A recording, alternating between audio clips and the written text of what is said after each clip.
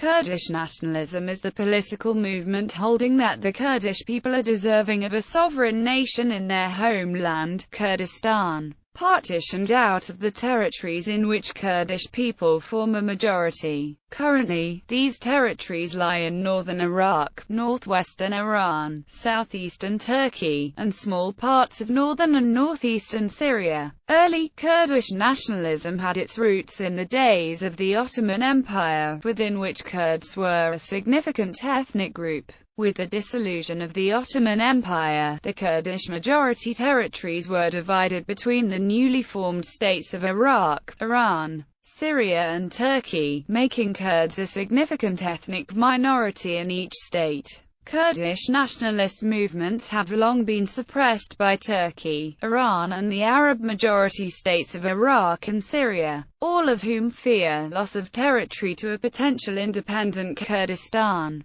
Since the 1970s, Iraqi Kurds have pursued the goal of greater autonomy and even outright independence against the Ba'ath Party regimes, which responded with brutal repression. In the 1980s, an armed insurgency led by the Patriotic Front of Kurdistan challenged the Turkish state, which responded with martial law. After the 1991 Gulf War, Iraqi Kurds were protected against the armies of Iraqi dictator Saddam Hussein by NATO-enforced no-fly zones, allowing them considerable autonomy and self-government outside the control of the Iraqi central government. After the 2003 invasion of Iraq that ousted dictator Saddam Hussein, Iraqi Kurdistan became an autonomous region, enjoying a great measure of self-governance but stopping short of full independence. Kurdish nationalism has long been espoused and promoted by the worldwide Kurdish diaspora. History.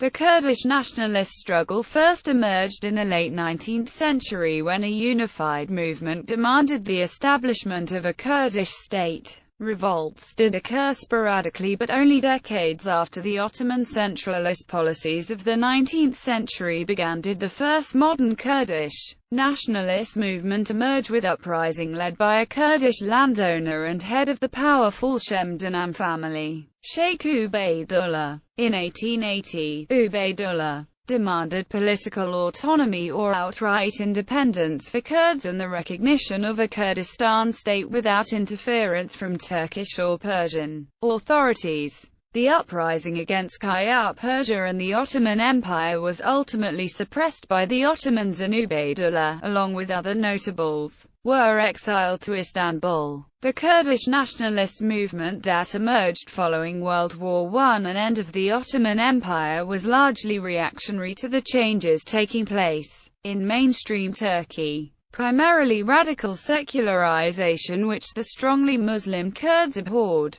centralization of authority which threatened the power of local chieftains and Kurdish autonomy, and rampant Turk ethno-nationalism in the new Turkish Republic which obviously threatened to marginalize them. Western powers fighting the Turks also promised the Kurds they would act as guarantors for Kurdish freedom, a promise they subsequently broke. One particular organization, the Kurdistan Telas Emniyeti, was central to the forging of a distinct Kurdish identity. It took advantage of a period of political liberalization during the second constitutional era of Turkey to transform a renewed interest in Kurdish culture and language into a political nationalist movement based on ethnicity. This emphasis on Kurds as a distinct ethnicity was encouraged by around the start of the 20th century Russian anthropologists who suggested that the Kurds were a European race based on physical characteristics and their language, which is a part of the Indo-European language group.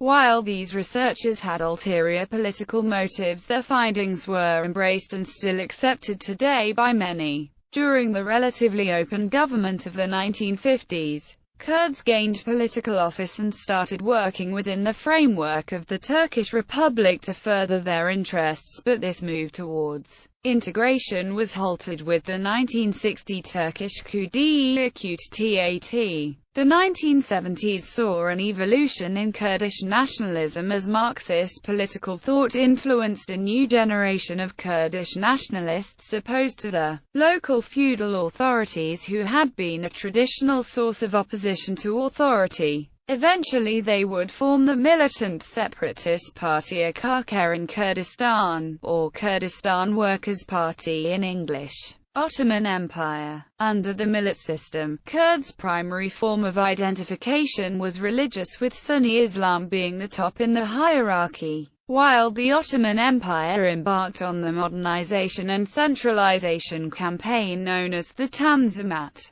Kurdish regions retained much of their autonomy and tribal chiefs their power. The Sublime Porte made little attempt to alter the traditional power structure of segmented, agrarian Kurdish societies, Aga, Sheikh, and tribal chief. Because of the Kurds' geographical position at the southern and eastern fringe of the empire and the mountainous topography of their territory, in addition to the limited transportation and communication system, agents of the state had little access to Kurdish provinces and were forced to make informal agreements with tribal chiefs. This bolstered the Kurds' authority and autonomy. For instance, the Ottoman Qadi and Mufti as a result did not have jurisdiction over religious law in most Kurd regions. In 1908, the Young Turks come to power asserting a radical form of Turkish ethnic identity and closed Ottoman associations and non-Turkish schools.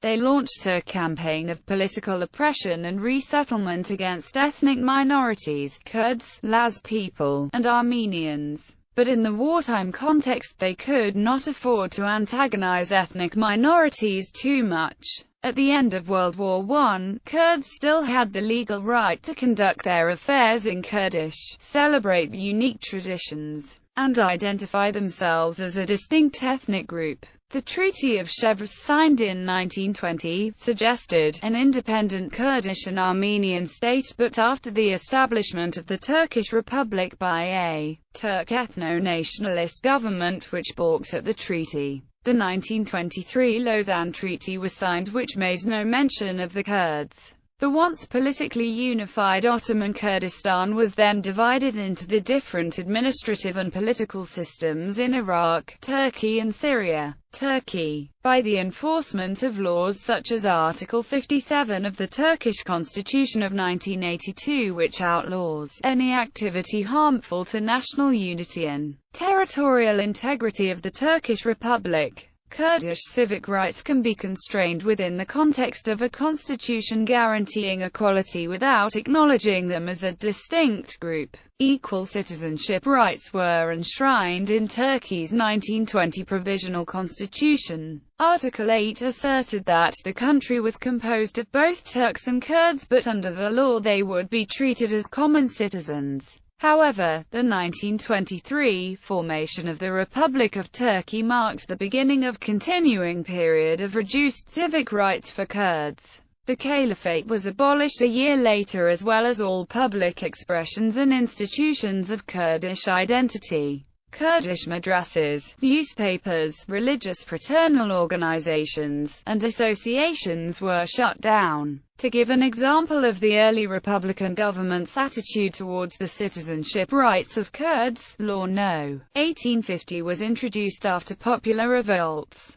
giving after-the-fact legal sanction to civilians and military personnel who killed Kurds during the revolt. Kurdish regions were placed under martial law and the use of the Kurdish language, dress, folklore, and names prohibited. Civic rights were temporarily improved with the Turkish Constitution of 1961, which allowed freedom of expression, the press, and association for Kurds. The 1964 Political Parties Act criminalized Kurdish political parties and the acknowledgement of the existence of different languages and races in Turkey. The 1972 Law of Association further restricted rights to association and political organization. In 1991, Law 2932 was repealed and the Kurdish language was allowed for informal speech and music but not for political or education purposes or in the mass media. The same year a new anti-terror bill was passed which defined terrorism as any kind of action with the aim of changing characteristics of the republic, essentially criminalizing Kurdish political activism and many basic forms of expression. In 2004 laws were further liberalized allowing Kurdish language broadcasts and other restrictions, including the giving of Kurdish names to infants, have been removed. Iraq. British mandate after post-World War I. Post-World War I Iraq came under a British mandate. To avoid unrest, the British granted the northern Kurdish region considerable autonomy and recognized their nationalist claims. They even tried to institutionalize Kurdish ethnic identity in the 1921 Provisional Iraqi Constitution, which stated that Iraq was composed of two ethnic groups with equal rights, Arabs and Kurds, and enshrined the equal legal status of the Kurdish language with Arabic. The Mandate government even divided the country into two separate regions, one Arab, one Kurdish in administrative policy and practice. Two policies emerged regarding Kurds in Iraq, one for non-tribal urban dwellers and one for rural tribal population meant to discourage urban migration. The government institutionalized advantages for rural Kurds. Tribes had special legal jurisdiction, tax benefits,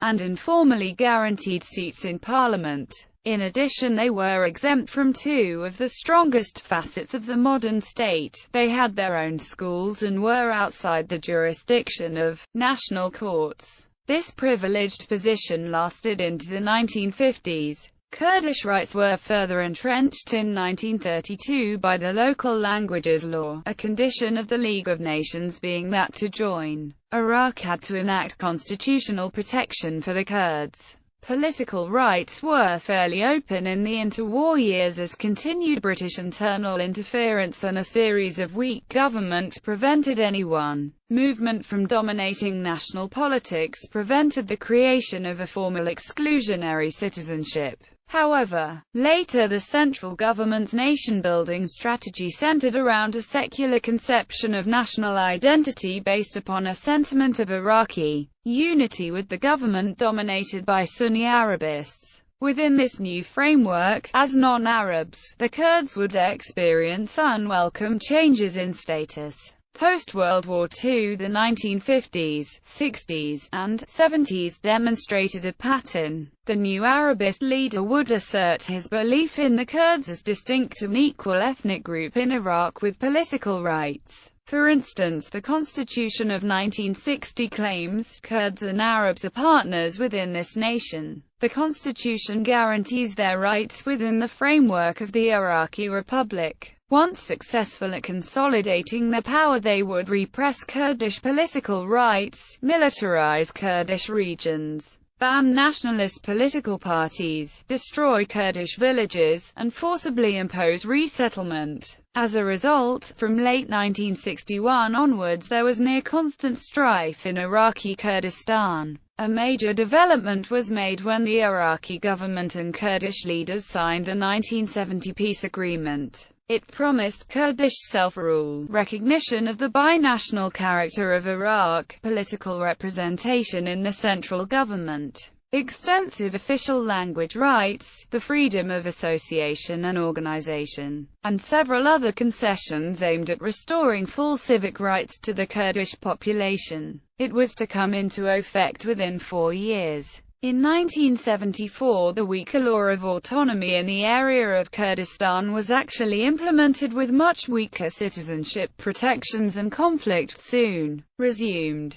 The 1980s, especially during the Iran-Iraq War, were a particular low point for Kurdish rights within Iraq. Approximately 500,000 Kurdish civilians were sent to detention camps in southern and eastern Iraq, and the Iraqi armed forces razed villages and hamlets in and near the battle area. It is also this time that the Iraqi military infamously used chemical weapons on Kurdish towns. Post-Gulf War. After the Gulf War, an autonomous, safe haven was established in northern Iraq under UN with USAF and RAF air protection. Under the democratically elected Kurdish regional government, citizens experienced civic rights never previously enjoyed. Student unions, NGOs, and women's organizations emerged as forces in a new civic society and institutionalized tolerance for the region's own ethnic, religious, and language minorities, e.g., the Iraqi Turkmen. Since the 2003 invasion of Iraq and the downfall of Saddam Hussein, the Kurdish population has found itself drawn back into Iraq with promises of autonomy and citizenship based on a federal, ethnically inclusive model with strong minority rights and guarantees against discrimination. The new Iraqi constitution, drafted in 2005, establishes Kurdish as an official language alongside Arabic, acknowledges the national rights of the Kurdish people, and contains the usual promises about absolute equality of citizens regardless of race, religion, gender, etc. How effective this constitution will be in safeguarding the equal citizenship of the Kurdish population is unclear in the current unstable domestic situation. Syria. After the failed revolution of Sheikh Said, thousands of Kurds fled their homes in southeastern Turkey to Syria, where they settled and were granted citizenship by the French Mandate authorities. Under the French Mandate of Syria, the Kurds enjoyed considerable rights as the French Mandate Authority encouraged minority independence movements as part of a divide-and-rule strategy, and recruited a large Kurdish segment for its local armed forces. The repression of Kurdish civic rights escalated with the short-lived unification of Syria and Egypt as the United Arab Republic in 1958. Partly in response to more vocal Kurdish demands for democracy, recognition as an ethnic group, and complaints that the state police and military academies were closed to Kurds. 120,000 Kurds were stripped of their citizenship in the 1962 census when the government claimed they were in fact Turks and Iraqis illegally residing in the country. Stripped of their nationality, however, these now stateless Kurds still found themselves subject to its obligations through conscription in the military. The Kurdish language and cultural expressions were banned, a state that continues today. In 1962, the government announced its Arab Belt Plan, which would have forcibly expelled the Kurdish population from a 350 kilometers long, 10 to 15 kilometers deep strip of land along Syria's northeast border and replaced them with Arab settlers, but was never fully implemented. There was no change in policy under the new Ba'athist regime post-1963. It refused to implement its program of land reforms that was benefiting Arab peasants, where Kurds would predominantly benefit until 1971. From the 1970s on there was relaxation of official treatment of Kurds, but the late 1980s saw renewed widespread denial of Syrian citizenship status to domestic Kurds, especially in refusing national identity documents such as passports. Since the Syrian civil war, Syrian government forces have abandoned many Kurdish-populated areas, leaving the Kurds to fill the power vacuum and govern these areas autonomously. Many Kurds consider the Kurdish-majority regions of northern and northeastern Syria to be Western Kurdistan, and seek political autonomy within Syria or outright independence as part of Kurdistan.